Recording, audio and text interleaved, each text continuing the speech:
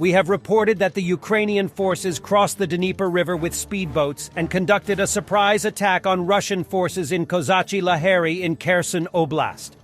Ukrainian sources claim that fighting is still taking place at the moment. Russian mill bloggers complain that Russian combat-ready units have been transferred from the area to the Zaporizhzhia front line, which is the reason why Ukrainian forces has been successful. Russian sources also claim that part of the Ukrainian forces established a bridgehead. Part of the Ukrainian soldiers returned back to the right bank of the Dnipro River. But Ukrainian defenders are expanding their bridgehead across the Dnipro by raiding enemy positions in and around Kozachyi-Lahery. It's true that the Russian invaders weakened their forces in Kherson region by removing reserves of paratroopers to the Zaporizhzhia front. This are the results of the raid by the GUR Special Forces and units of the Armed Forces of Ukraine on the left bank. As a result of the actions of the defense forces, the Russian forces in that direction were forced to leave the settlement of Kozachyi-Lahery and the nearest strongholds.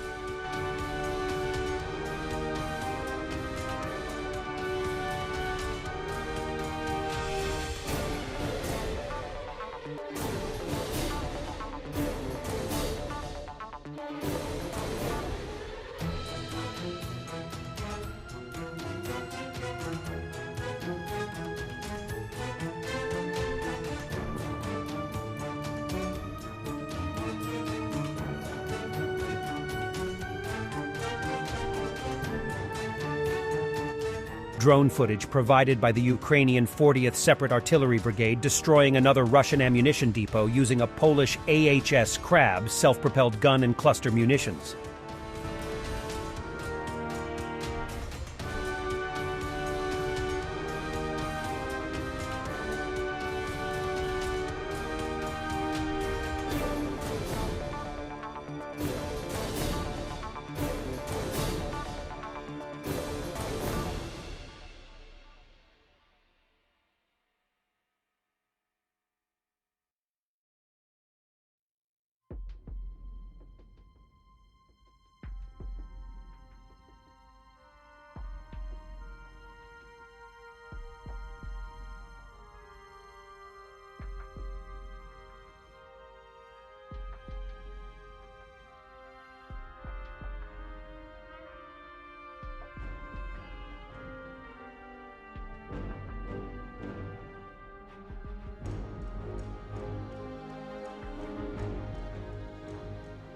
This Canadian armored personnel carrier has been under enemy fire.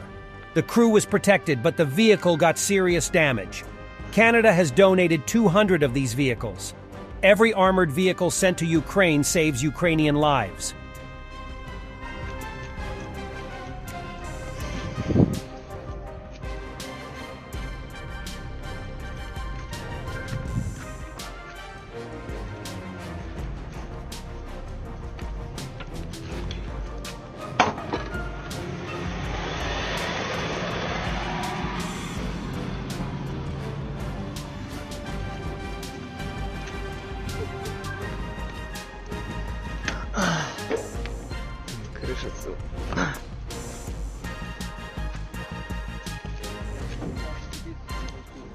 China's increasing misalignment with Russia on any settlement to end the war in Ukraine was reportedly evident at the talks in Jeddah, Saudi Arabia on August 5th and 6th. The Financial Times reported that the Chinese representatives at the meeting were constructive and keen to show that China is not Russia. The Financial Times quoted one European diplomat present at the talks as saying that the mere presence of China shows Russia is more and more isolated. The Chinese delegation reportedly indicated its willingness to attend the next meeting of a similar format that will likely also exclude Russia.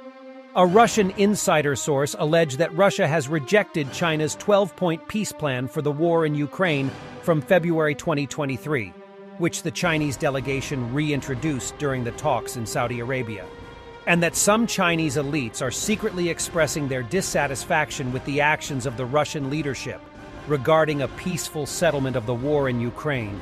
These reports from the talks in Saudi Arabia and insider allegations, if true, align with previous assessments that China is not fully aligned with Russia on the issue of Ukraine.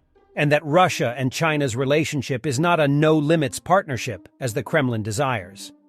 The Ukrainian delegation at the talks in Saudi Arabia presented a 10-point peace plan that reportedly included calls for global food security, nuclear safety, environmental security, humanitarian aid, and prisoner releases. Ukrainian Presidential Administration Chief of Staff reported that all of the members of BRICS, besides Russia, Brazil, India, China, and South Africa, attended the talks. Russian Foreign Ministry spokesperson Maria Zakharova predictably responded to the Ukrainian peace plan, calling it a meaningless ultimatum, which is aimed at protracting hostilities. Zakharova thereby repeated a long-standing Russian information operation that absurdly claims that Russia, unlike Ukraine, has always been and will remain open to a diplomatic solution to the war in Ukraine. And while we are at China's Skynet now has over 850 million facial recognition surveillance cameras, which is half of the world total. If citizens with low social credit score get closed to high-end hotels, golf courses, spas, where they are prohibited from entry, immediately alarms sent to authority.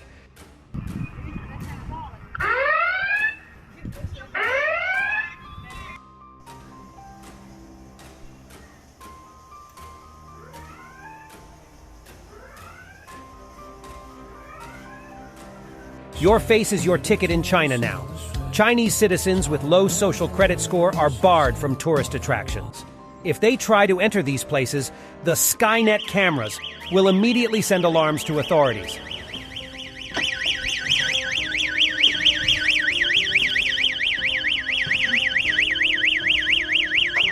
Passengers on China's metros now can travel by scanning their face or hand. Powered by WeChat, China's digital wallet. It's convenient. The problem is, once you are blacklisted by the social credit system, you can no longer use WeChat, which means you can't travel or buy food. Chinese people with low social credit score are barred from high-end hotels, tourist attractions, nightclubs. If they try to get into these places, the Skynet cameras will immediately send alarms to authorities.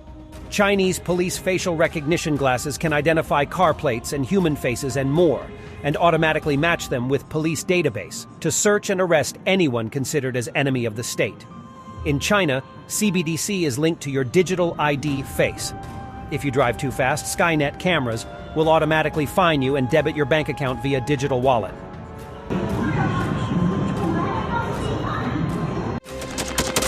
Thanks for watching, and don't forget to subscribe. Also, if you want to support Warthog Defense, please become our member and get early access to new videos, exclusive members-only videos, and become administrator in comment section. The membership link is in the description. Rescues every day. We had a guy last week at 6 rescues in 6 days. You know, he's doing the job every day.